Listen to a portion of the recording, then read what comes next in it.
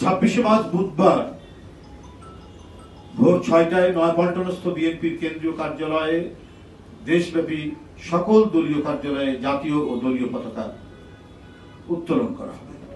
26 March বুধবার সকাল 8টায় BNP চেয়ারপারসনের গুলশানস্থ কার্যালয় থেকে দলের জাতীয় নেতৃবৃন্দ, সিনিয়র জ্যেষ্ঠ নেতৃবৃন্দ সহ সর্বস্তরের নেতাকর্মীরা জাতীয় স্মৃতিসৌধের উদ্দেশ্যে যাত্রা এবং সকাল 8:30টায় মধ্যে জাতীয় স্মৃতিসৌধে পুষ্প স্তবক অর্পণ করবেন।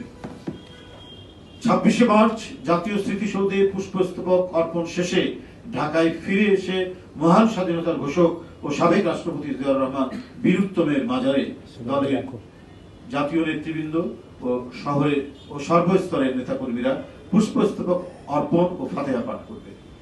ওই দিনই মাজার প্রাঙ্গণে জাতীয়তাবাদী ওলামা দলের উদ্যোগে দোয়া মাহফিল অনুষ্ঠিত হবে। অনুরূপভাবে সারা দেশে জেলা, মহানগর, উপজেলা, পৌরসহ সকল ইউনিট মহান স্বাধীনতা ও জাতীয় দিবস উপলক্ষে আলোচনা সভা ও অন্যান্য কর্মসূচির আয়োজন করবে। অঙ্গ সহযোগী সংগঠনসমূহ নিজ উদ্যোগে কর্মসূচি প্রণয়ন ও বাস্তবায়ন করবে। দেশব্যাপী বিএনপি এবং এর অঙ্গ ও সহযোগী সংগঠনের নেতাকর্মী সহ সকল ইউনিটের সর্বস্তরের নেতাকর্মীকে কর্মসূচি সফল করার জন্য অনুরোধ করা হলো। আপনাদের সকলকে ধন্যবাদ।